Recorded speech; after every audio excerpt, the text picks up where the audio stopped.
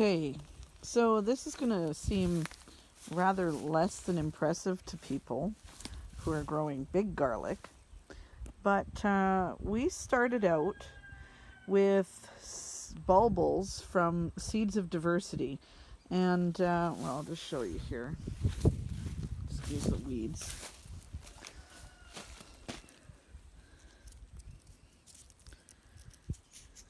These little tiny bulbs right there, those are called bulbils.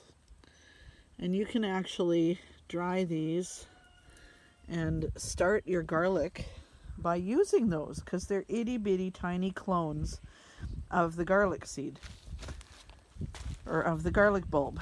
And so what you do is you put those in some pots that allow for good root production. You can leave them outside. You plant them the same time you do everything else.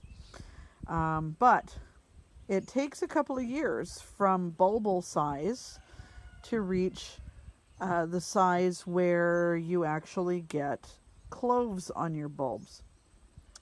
3 years, in fact, and in some cases you still only get just bulbs, but bigger ones. So every year they grow a little bit bigger. So you plant them the first year and they grow and they get bigger.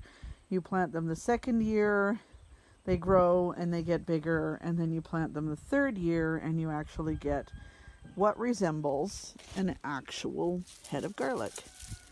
So these ones, we actually left these in the ground a little bit too long, so they've overgrown, but we're just going to use them for seed.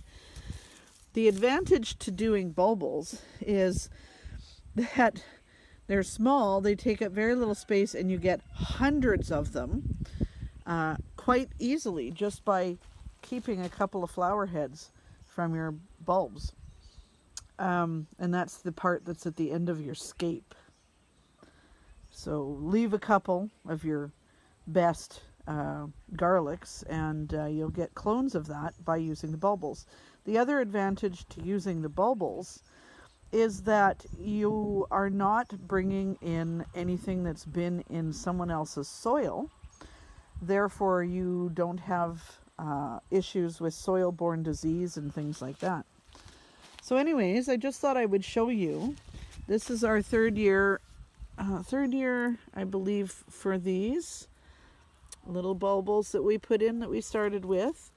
Now, these ones, it's hard to see, but we do actually have little cloves on here, 4 of them. And every year that we plant these, they'll get bigger until they're nice large cloves, a little bit bigger like this. This one did a little bit better than that particular variety.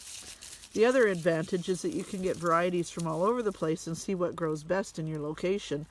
Those ones are called Chantilly. These are Korean purples. And you can see that we've got quite a few bulbs on here, and they're a decent size. Personally, I prefer a medium-sized bulb to one giant bulb, or 2 giant bulbs. Here's the kind that has bigger bulbs on it. This is a Georgian crystal variety, which I haven't seen anybody out here with yet.